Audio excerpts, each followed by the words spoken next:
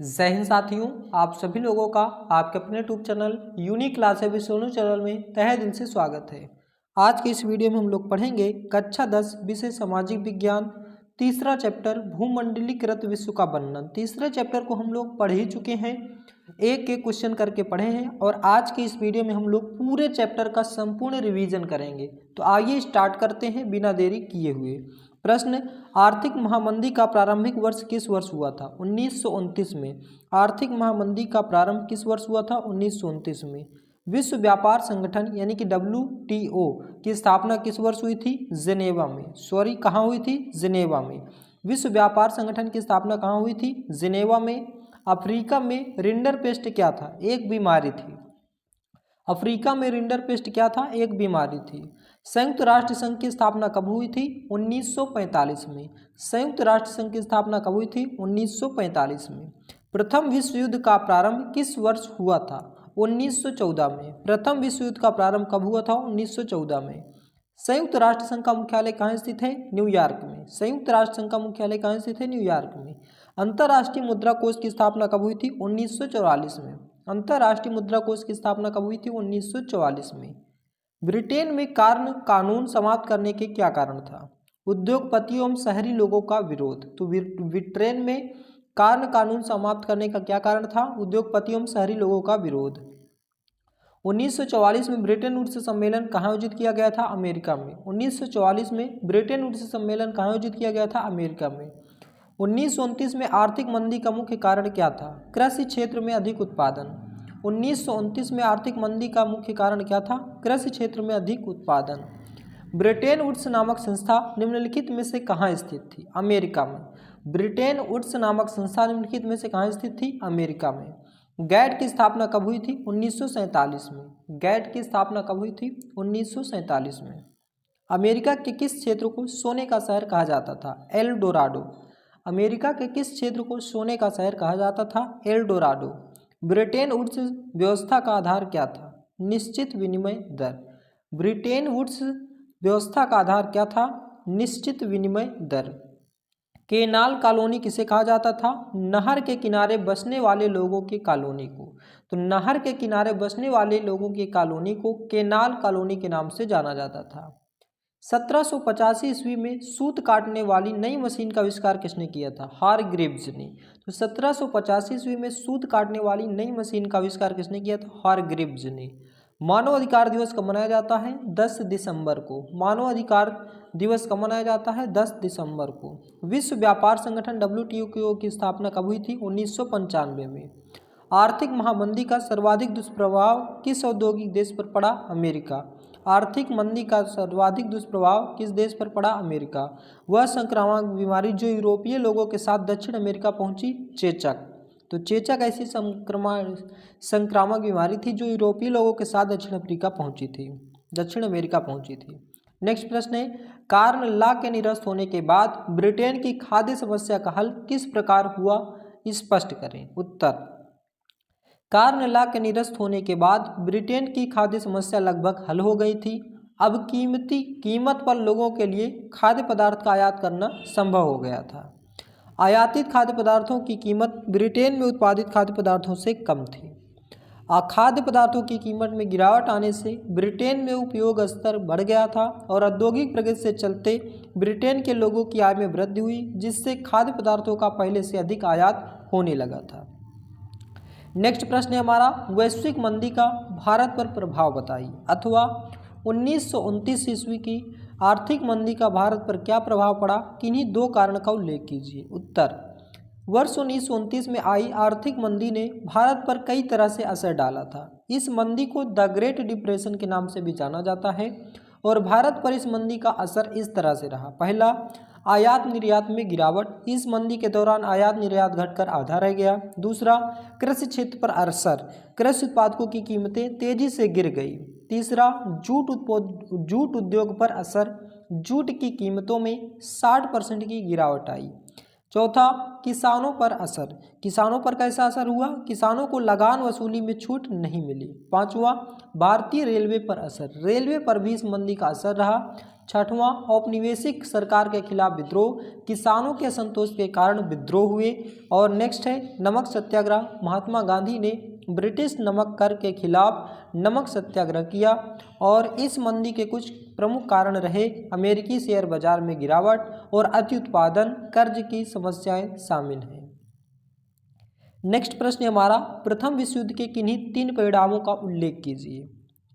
उत्तर, प्रथम विश्व युद्ध के परिणाम। प्रथम विश्व युद्ध की घटना ने यूरोप को ही नहीं बल्कि संपूर्ण विश्व की आर्थिक, राजनीतिक और सामाजिक दशा को बदल दिया। इन राजनीतिक, आर्थिक, सामाजिक परिणाम का उल्लेख निम्नलिखित है। पहला, राजनीतिक परिणाम। राष्ट्रीय एवं अंतर्राष्ट्रीय राजनीति पर विश्व युद्ध का अनेक तरीकों से प्रभाव पड़ा। राजनीतिक परिणामों में संपूर्ण विश्व की व्यवस्था ही बदल दी थी। इन परिणामों में राजतंत्र सरकारों का पतन, जनतंत्रीय भावना का विकास, राष्ट्रीयता की भावना का विकास, अमेरिका का उदय, अमेरिका का उत्कर्ष आदि शामिल हैं। नेक्स्ट है आर्थिक परिणाम। प्रथम विश्व युद्ध के पश्चात विश्व के सभी राष्ट्रों को महान आर्थिक क्षति का सामना करना पड़ा, जिसमें प्रत्यक्ष रूप से लगभग 10 खरब रुपए खर्च हुए तथा अप्रत्यक्ष रूप से किए गए व्यय का तो अनुमान लगाना असंभव था। प्रतीत होता है कि प्रथम विश्व युद्ध के बाद आर्थिक क्षेत्र के प्रमुख कारण उत्पादन क्षमता हानि, वस्तुओं के मूल्य में वृद्धि, राष्ट्रीय ऋण भार, जनता पर विभिन्न करों का भार आदि शामिल थे। नेक्स्ट है सामाजिक परिणाम। प्रथम विश्व युद्ध के पश्चात कई सामाजिक परिणाम भी प्रत्यक्ष एवं अप्रत्यक्ष रूप से सामने आए, जैसे जनहानि, महिलाओं के सामाजिक स्तर में सुधार, श्रमिकों में जागृति, शिक्षा के एवं प्रगति के विकास आदि। नेक्स्ट प्रश्न है, महामंदी से क्या आशय है? इसके 2 कारण बताइए तथा इसके 2 प्रभाव भी लिखिए। अथवा वैश्विक आर्थिक महामंदी के किन्हीं 3 कारणों का उल्लेख कीजिए। उत्तर, साल 1929 में आई आर्थिक महामंदी ने भारत पर कई तरह से असर डाला। इस मंदी को द ग्रेट डिप्रेशन के नाम से भी जाना जाता है और भारत पर इस मंदी का असर इस तरह से रहा। वहाँ पे अभी लघु उत्तरी प्रश्न था, अब यहाँ पे ये क्या है? विस्तृत उत्तरी प्रश्न है। इस मंदी का कारण आयात निर्यात में काफ़ी गिरावट देखने को मिला और आयात निर्यात घटकर आधा रह गया। कृषि क्षेत्र में अति उत्पादन के कारण कृषि उत्पादन की कीमत निरंतर गिरती चली गई और खरीदार के अभाव में कृषि उपज पड़ी सड़ने लगी। नेक्स्ट, जूट की कीमतों में 60% की गिरावट आई। किसानों को लगान वसूली में छूट नहीं मिली। महामंदी का भारतीय अर्थव्यवस्था पर प्रभाव, क्या प्रभाव पड़ा? 1928 से 1934 के बीच भारत के आयात निर्यात में 50% की कमी हुई। जब अंतर्राष्ट्रीय बाजार में कीमतें गिरने लगी तो भारत में वस्तुओं की कीमतें नीचे आ गिरी। नगरीय निवासियों के मुकाबले किसानों और काश्तकारों को अधिक हानि हुई, लेकिन सरकार ने लगान वसूली से छूट देने से स्पष्ट मना कर दिया था। बंगाल से जब टाट का निर्यात बंद किया गया तो कच्चे पटसन के मूल्य में 60% से भी अधिक गिरावट दर्ज की गई। कृषि भूमि सूदखोरों के पास गिरवी पड़ी थी। बंदी के इन्हीं वर्षों में भारत बहुमूल्य धातुओं, विशेष रूप से सोने का निर्यात करने लगा था। नेक्स्ट प्रश्न है, प्रौद्योगिकी ने वैश्वीकरण की प्रक्रिया को किस प्रकार उत्प्रेरित किया? उदाहरण सहित स्पष्ट कीजिए। अथवा विश्व अर्थव्यवस्था क्या है? इसके क्या कारण है? किन्हीं 2 का उल्लेख कीजिए। उत्तर, विश्व अर्थव्यवस्था से प्रायः विश्व के संपूर्ण देश की अर्थव्यवस्था पर आधारित अर्थव्यवस्था का बोध होता है।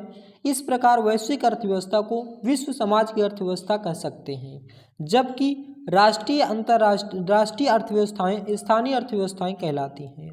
द्वितीय विश्व युद्ध के बाद काल के में पुनर्निर्माण कार्य 2 बड़े प्रभावों के साथ आगे बढ़ा। पश्चिमी विश्व में अमेरिका आर्थिक, राजनीतिक और सैनिक दृष्टि से एक वर्चस्वशाली ताकत बन चुका था।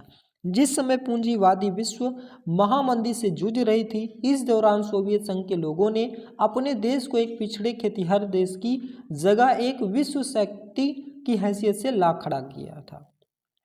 विश्व बैंक और IMF ने 1947 में औपचारिक रूप से काम शुरू किया और पश्चिमी औद्योगिक राष्ट्रों और जापान के लिए व्यापार तथा आय में वृद्धि के एक नए युग का सूत्रपात ब्रिटेन वुड्स व्यवस्था के माध्यम से हुआ। 70 के दशक के अंतिम वर्षों से बहुराष्ट्रीय कंपनियां भी एशिया के ऐसे देश का उत्पादन केंद्रित करने लगी जहां वेतन कम थे। चीन जैसे देशों में वेतन तुलनात्मक रूप से कम थे।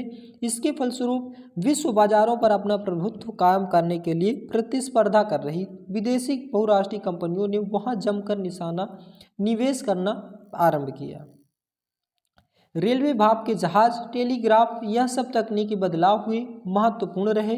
औपनिवेशीकरण के कारण यातायात और परिवहन साधनों में भारी सुधार किए गए। तेज चलने वाली रेलगाड़ियां बनी, बोगियों का भार कम किया गया, जलपोतों का आकार बड़ा किया गया, जिससे सभी के उत्पाद को खेत से दूर दूर तक बाजारों में कम लागत पर सरलता से पहुंचाया जा सके।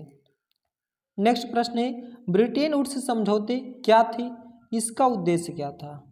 ब्रिटेन वुड्स समझौते के कारणों तथा उद्देश्यों का उल्लेख करें। उत्तर, ब्रिटेन वुड्स समझौता 1944 में अमेरिका स्थित न्यू हैम्पशायर के ब्रिटेन वुड्स नामक स्थान पर हुआ था।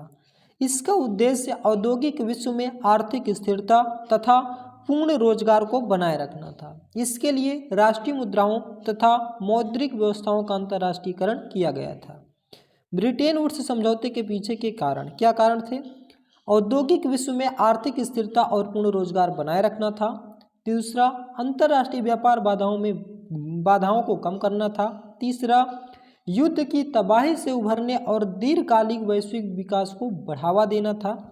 नेक्स्ट है, ब्रिटेन वुड्स समझौते के उद्देश्य औद्योगिक दुनिया में आर्थिक स्थिरता बनाए रखना, पूर्ण रोजगार सुनिश्चित करना और राष्ट्रीय मुद्राओं और मौद्रिक व्यवस्थाओं का अंतर्राष्ट्रीयकरण करना, युद्ध के बाद आर्थिक पुनर्निर्माण और विकास को बढ़ावा देना, व्यापार बाधाओं को कम करना और बहुपक्षीय व्यापार को बढ़ावा देना।